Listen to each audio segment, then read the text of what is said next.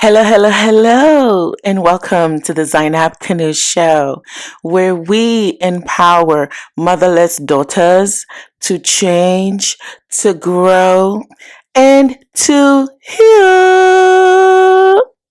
My name is Zainab and I am your host. Thank you so much for joining me. Welcome. Oh my gosh, this is my first episode. It's been a long time coming. I hope you're doing amazing. I hope you're having a great day. Hey, listen, I hope you did do some, self care today. Take good care of yourself, okay?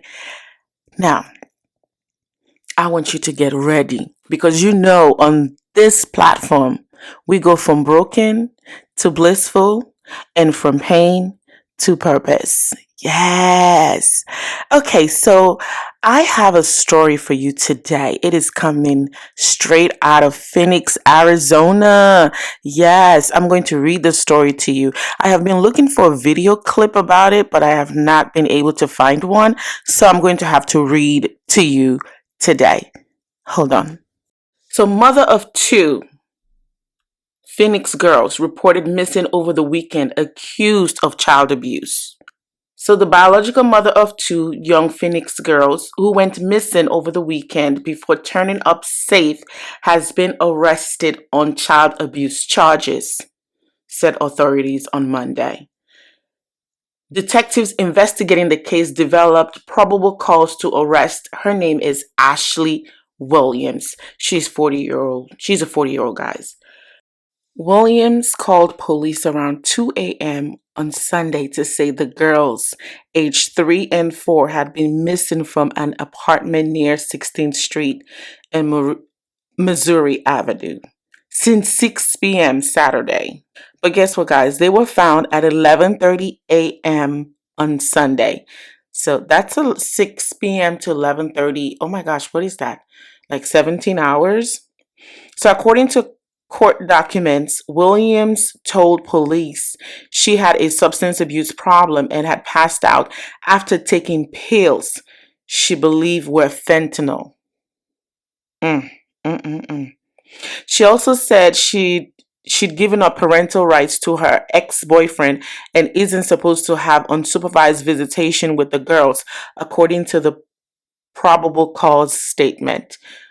Okay, we'll get into that because I don't understand why the ex-boyfriend, n- knowing that she has a substance abuse problem, will leave her with the two kids. Like, why would he do that? I don't understand. Anyway, a woman who was familiar with the girls found them Saturday and tried to return them to the apartment where their mother was, but she was unable to wake her up, according to the probable cause statement. What? The girls stayed with the woman at a nearby residence overnight. She took them out to play Sunday when somebody recognized them and called police. What? Okay. Police said the girls were happy and healthy when they were located. The woman who'd been watching the girls cooperated with police and said she was unaware they had been the subject of a search. Okay, guys. All right. I don't even know where to begin with this story. Let's talk about it for a minute. Who is at fault here? I have to say, I don't blame the mother. I really do not. Because this is the thing. She already gave up parental rights. She is a drug addict. She has a substance abuse problem. And the father of the kids somehow left her with the kids. They're age 3 and 4. What did he expect to happen? I just don't understand.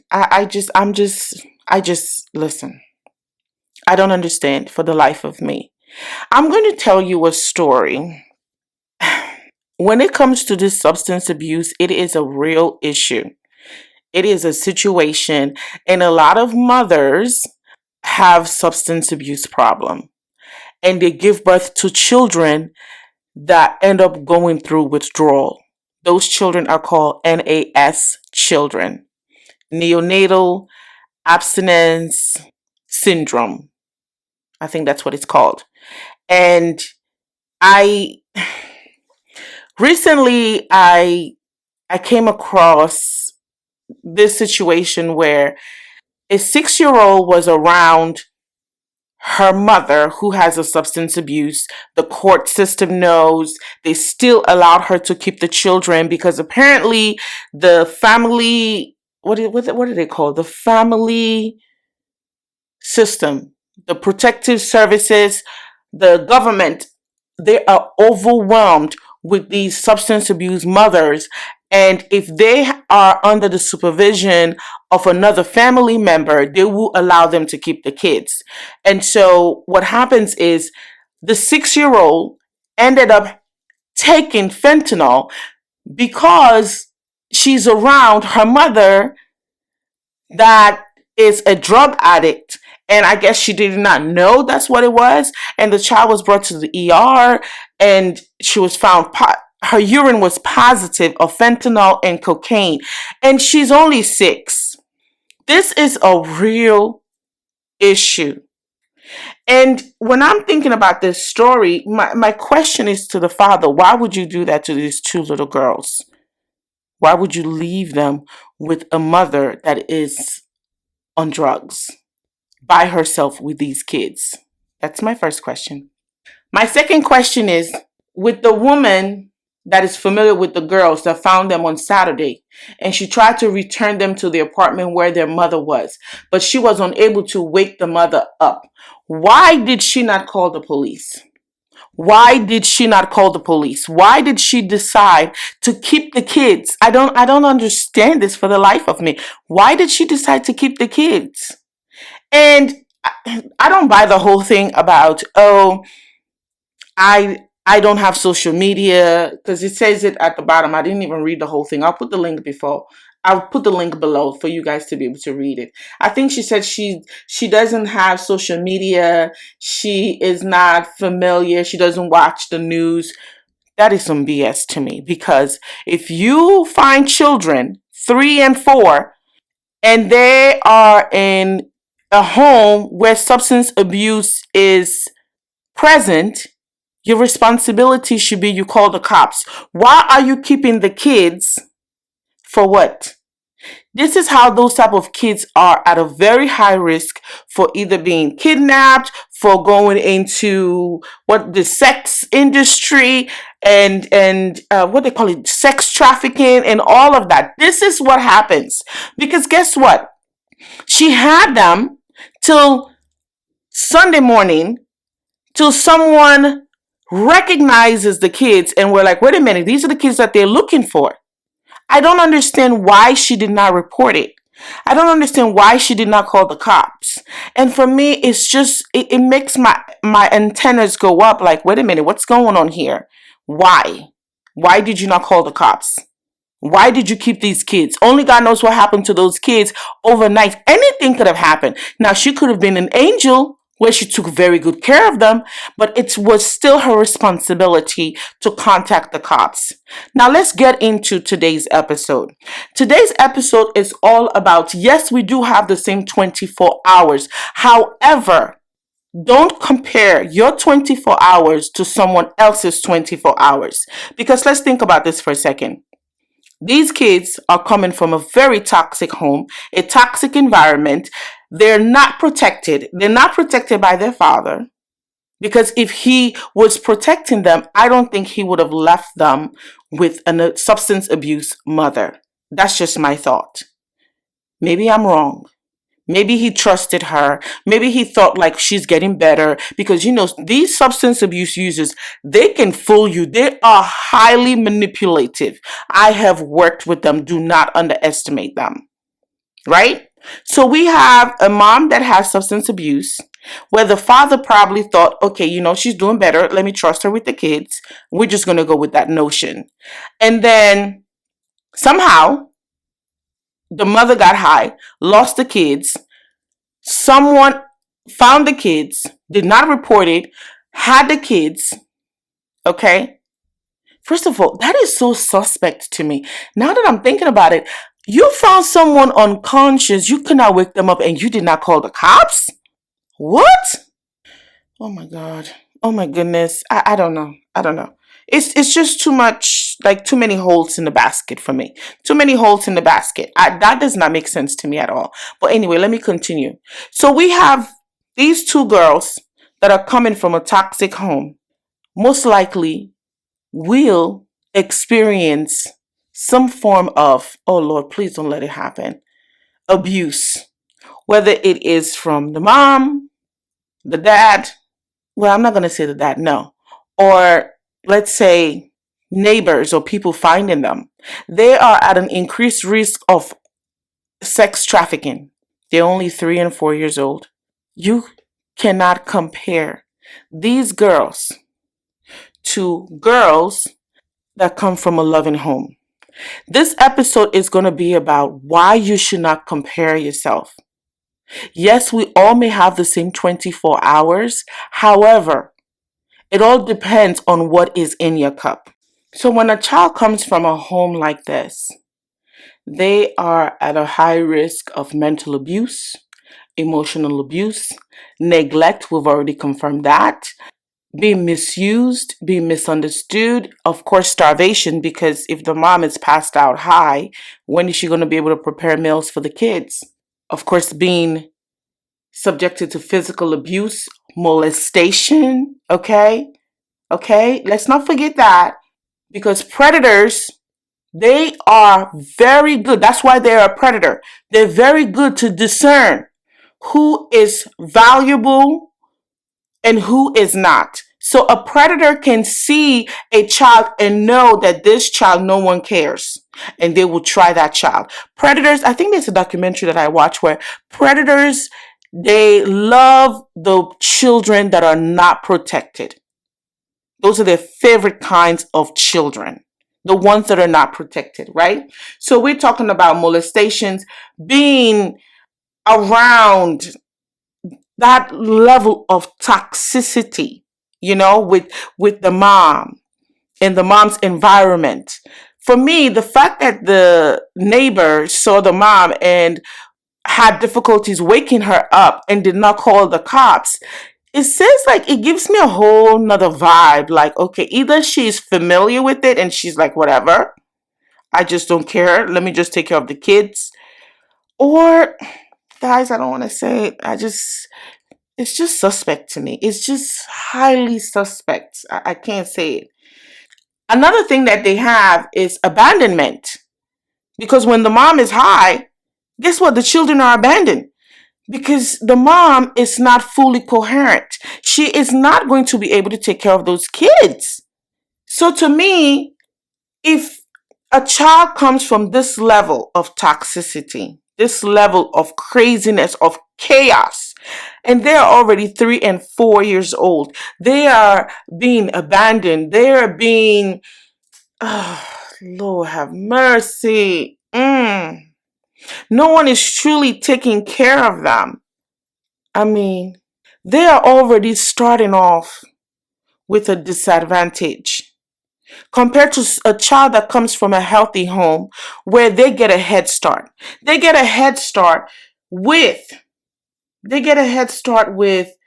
love. They get a head start with protection, guys. They get a head start with nurturing. They get a head start with intellectual stimulation. They get a head start with support. They get a head start with patience. They get a head start with their needs being met. They get a head start with closeness. They get a head start with consistency. They get a head start with motherly or parental bond. A child from a healthy home and a child from an unhealthy home do not have the same 24 hours.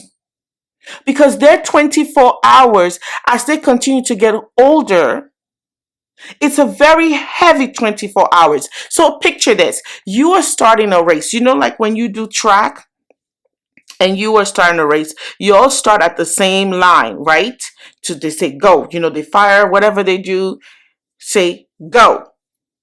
Well, the child that comes from an unhealthy home is not going to be able to run as fast as the child that comes from a healthy home. Because you know why? The trauma is going to prevent that child from being able to run. The trauma is going to, it's like a prison. It's going to, the shackles on her feet is going to prevent her. She will try to get up. She will try to go. She will try to move, but she will not be able to do that because the trauma holds her back. The trauma prevents her from moving forward. The trauma, if she does not get access to healing, she will forever be behind. Her judgment is not going to be clear. Her vision is going to be blurry. And what's going to become a comfort for her is going to be instability. It's going to be chaos. And this is why kids that come from homes like that end up becoming drug addicts themselves. I told you about the story of the 6-year-old that came to the ER and her urine was positive for fentanyl. Some of these kids Lord have mercy. Some of these kids in the womb of the mother, they have already been introduced to cocaine, to heroin, to fentanyl, to all these crazy drugs that they have to go through withdrawal.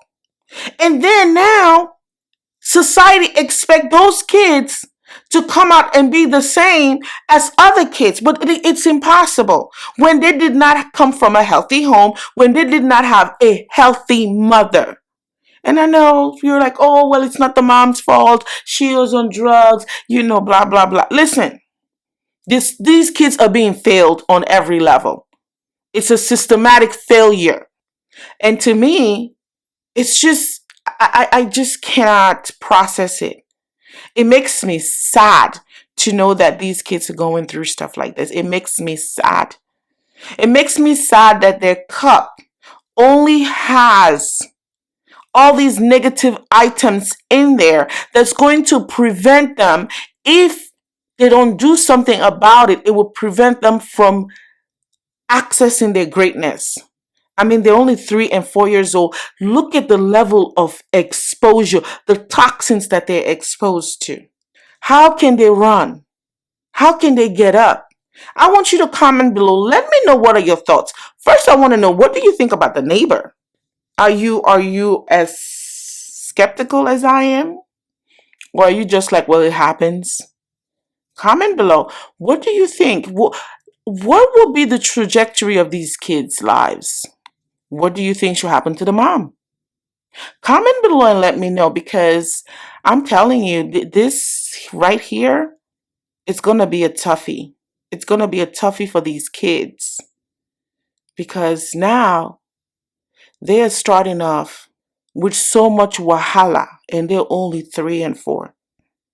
Now, yes, Jesus can do miracles and he will do miracles. I hope that there is an immediate intervention, because this just happened not too long ago. We're talking about 22 hours ago. Today is Tuesday, so it happened over the weekend. Let me know your thoughts. If you come from a home like this, let me know how you were able to overcome. Let me know how you were able to release yourself from the trauma shackles. Let me know how you were able to access your greatness.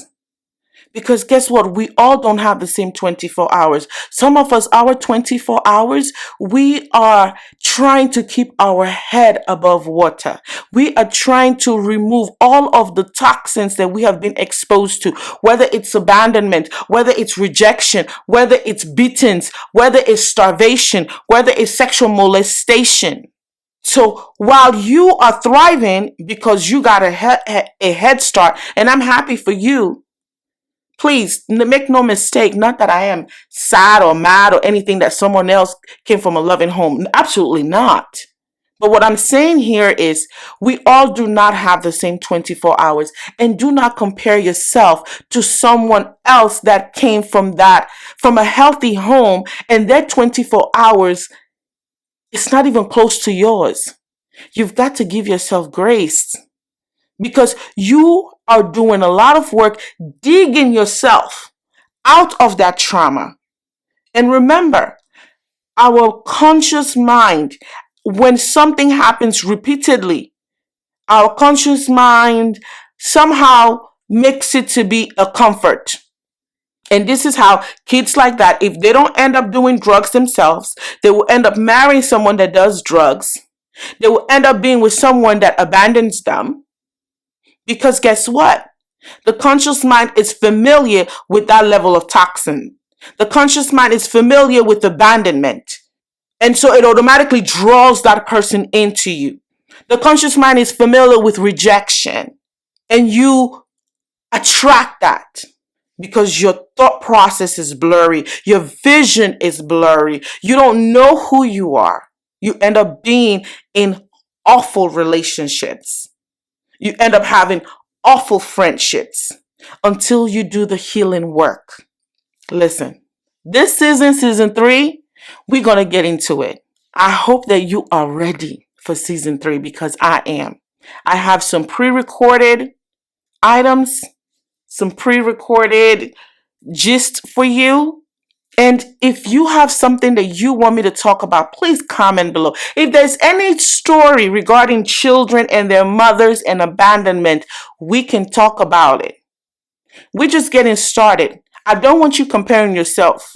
I don't want you comparing yourself because you do not have the same 24 hours. Do your work to clean yourself up from the inside out so that you can be able to run the race and be consistent and grant yourself grace so you can have access to your greatness. Don't compare yourself. If you come from a home like this, do not compare yourself to anybody. I hope this episode has helped. I hope that you will be ready for next week. Until next time, please be so good, be so kind, be so patient, and be so loving to yourself. Grant you grace because you deserve it. Continue your healing journey. If you're going to start your healing journey, start it knowing it's going to be tough, it's going to be rough, but at the end, you are going to witness an amazing woman rise from the ashes. Please take good care of yourself. I will see you next week. All right, ladies. Bye-bye. Until next time, please be so good, be so kind, be so patient, and be so loving to yourself. Grant you grace because you deserve it. Continue your healing journey. If you're going to start your healing journey, start it knowing it's going to be tough, it's going to be rough, but at the end, you are going to witness an amazing woman rise from the ashes. Please take good care of yourself. I will see you next week. All right, ladies. Bye-bye.